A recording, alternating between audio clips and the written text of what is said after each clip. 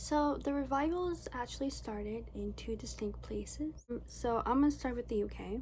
I'm actually gonna go back to a medieval revival that was traced to the 18th and 19th centuries.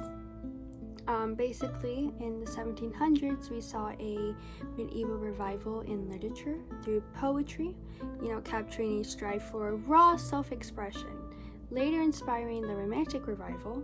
And then for the architecture, we saw a start of restoration with Gothic churches. And so in the 1800s, we saw the Industrial Revolution. The lower class of the Victorian age sought for a medieval revival. It was an escape from the increasing annihilation between the upper and lower classes. It was caused by their society's integration into capitalism. Thank you, Industrial Revolution. And the revival actually chose to reject the historical reality of medieval class systems, peasants, serfs, lords. Yeah, they rejected that. They actually decided to take the myths and Arthurian romances as a gateway to imagine a fantasy or a much simpler world away from their present time.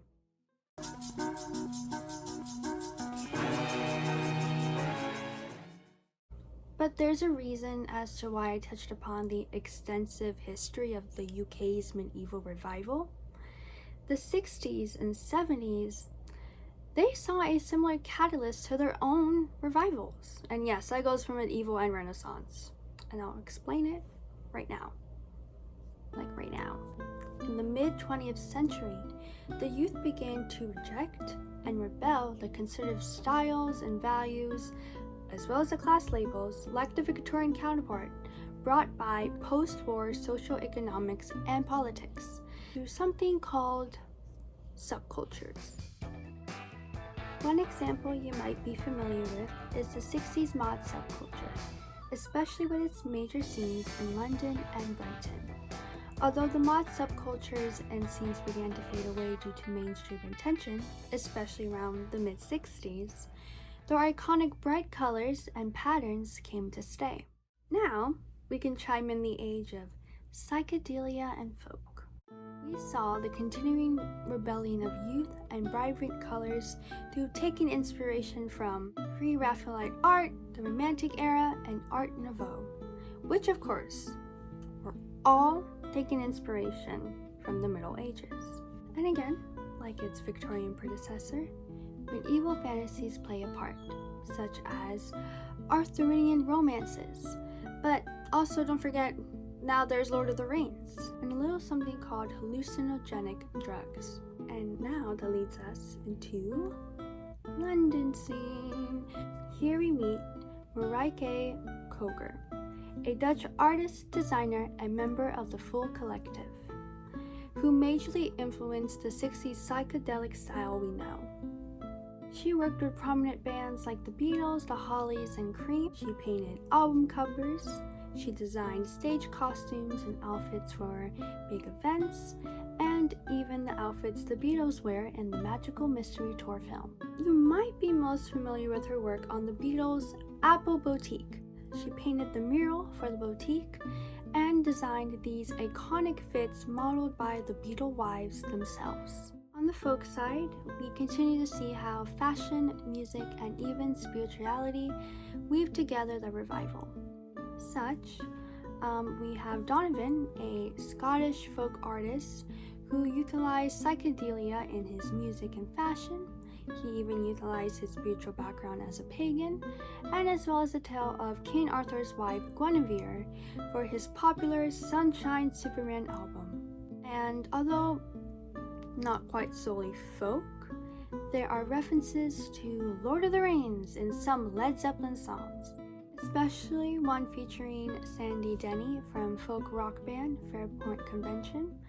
I think you guys should definitely give them a listen. These artists and others echo the sounds and tales of the Middle Ages, whilst by association contributing to the increasing popularity in the combined revival of the Romantic era, medieval peasantry, Art Nouveau, and the Paris styles. Now, on the other side of the world, where I am actually currently, particularly in the west coast of the US, the medieval revival saw itself manifested in the now decades-long tradition. Yes, it can only be the Renaissance Fair, or the Renaissance Pleasure Fair. Yes, there are differences between the medieval and the Renaissance fashion era period. Some people say they overlap a little bit. Yet, the Renaissance revival happening in the 60s and 70s also follows suit of the medieval revival happening at the same time.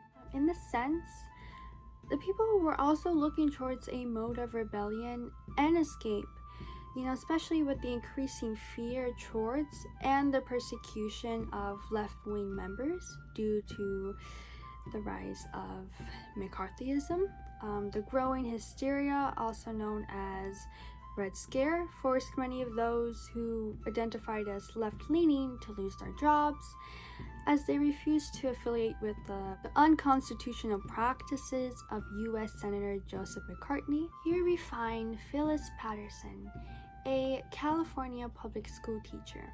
She recently left that job as she was not comfortable taking an oath to install basically loyalty to McCartney. She would not bow down to McCartneyism, basically. And if you ever had a little feeling or sense that there's a connection between the hippie and bohemian subcultures to the medieval and Renaissance revival, you will soon hear why. After her teaching job, Phyllis soon headed to Laurel Canyon. Yep, there's more to this connection. So she went to Laurel Canyon to start a theater program for kids. And in this program, there are teachings of 16th and 18th century improvised comedy. Basically, these teachings that, made a lot of the kids excited inspired Phyllis to enlist the help of many artists and filmmakers residing in Laurel Canyon. Such, we are now approaching the creation of the first ever Renaissance Pleasure Fair. The fair allowed for people like Phyllis and many of the creative residents of Laurel Canyon who were left-leaning or have also been blacklisted as communists and lost their jobs because of it. It gave them an inclusive and safe space to share and express their talents freely without the concern of McCarthyism taking away their opportunities again. So it's perfectly echoing the idea of Renaissance, a time to be reborn. So, traveling back to the present, I want you to consider why you might find yourself drawn to a particular style of the past. It doesn't have to be just medieval or Renaissance. What is currently happening in the world, in your community, that is drawing you to these past eras of history, particularly as the medieval and Renaissance revival incorporates facets such as fashion, music, spirituality, etc. We must not forget the reason to why people are drawn to the past. It's that beneath the fabrics and the style of clothing, there is an opportunity to rebel and uplift each other in times that may seem otherwise hopeless. The revival looks upon the past as a rebirth of simpler times, further envisioning an escape to a fantasy world where community and enlightenment reign. And as the official Renaissance Pleasure Fair website states, an escape from the stresses and demands of the modern day. Thank you so much for tuning in. I hope you learned a bit about medieval revival and Renaissance revival of the 60s and 70s, and I hope you all have a very great day.